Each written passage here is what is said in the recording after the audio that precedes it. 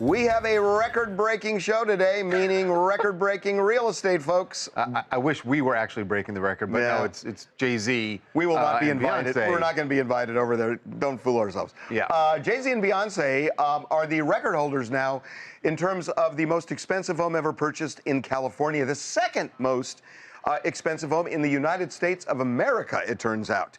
We are talking $200 million. $200 million.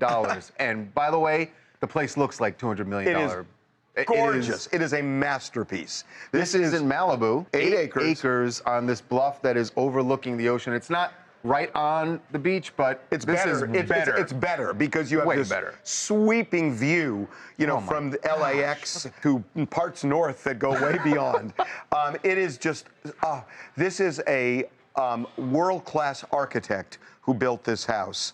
And it is in the Malibu area. It's an area called Billionaires Row. Billionaires Row, which for good reason. And I guess if you're Jay-Z, you gotta have a foothold in Billionaires Row. I'm having trouble talking right now because that place is so magnificent. Honestly, it's so magnificent. You're as green as the grass with envy, Harvey. It's a pretty remarkable house.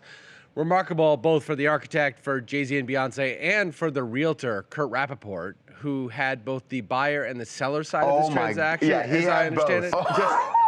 Kurt Rappaport. How's that for a double dip? Kurt Rappaport, by the way, is one of the biggest realtors in the world, and he is richer than most of his clients. He just sells everything. We obviously don't know the exact details, but typically a realtor would get up to 6%, maybe in this case 4 or 5% of the transaction. So you're talking about what, $8-10 million for one transaction for the realtor. It is crazy. Oh my! I was just thinking about the previous owner is a guy named William Bell, who's a massive art collector, but he had to pay the mansion tax on that. Oh my God! I never thought of that. You are absolutely poor guy. 5.5%. I never thought of that. You're right. Poor guy. And God, they didn't get in a month or so. So the previous record, by the way, is $177 million. Blew that out of the water. And blew that out of the water. It's $200 million. Now, we didn't even put this part on the website, but what I'm told is there are actually 2 transactions into one because it combines both the property itself and the contents of the property.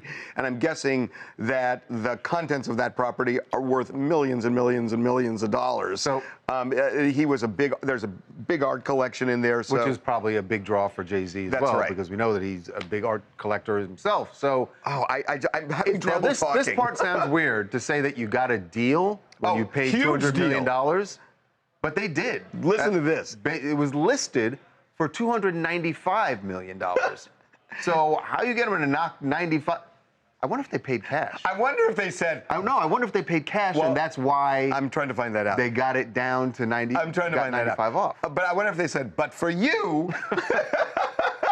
Yeah, I really like Reasonable Doubt, so now fine. They have a very fancy home in the Bel Air area, so I don't know whether they're going to sell it or not. I know this sounds crazy. And that one was almost $100 million. Right.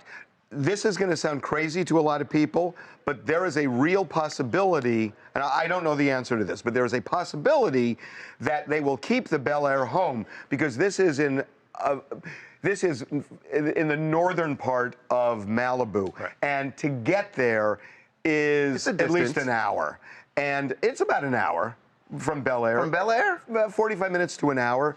Okay. And a lot of people use, like Malibu, they're super rich people, make it their weekend home or their vacation home. You know, plenty of room to land a helicopter on that front yard. So we don't know whether they're going to keep the Bel Air house or whether they'll just live there, but my God, I am blown away. These two are balling out. I am just blown away. Well, now we know why Beyonce had to go on tour, so they could afford. I mean, really, because he's only got $2 billion, right? Hey, this is Sakura from St. Pete.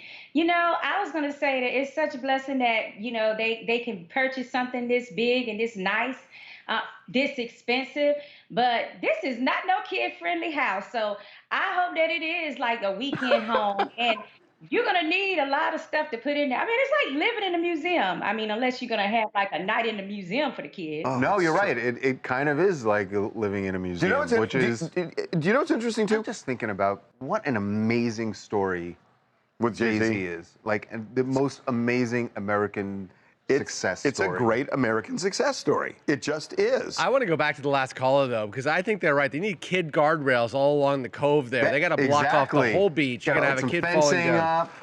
You know, can we go back to the picture? By the way, Kanye is using the same architect for his house. The place he bought in Malibu. In Malibu as well. Right.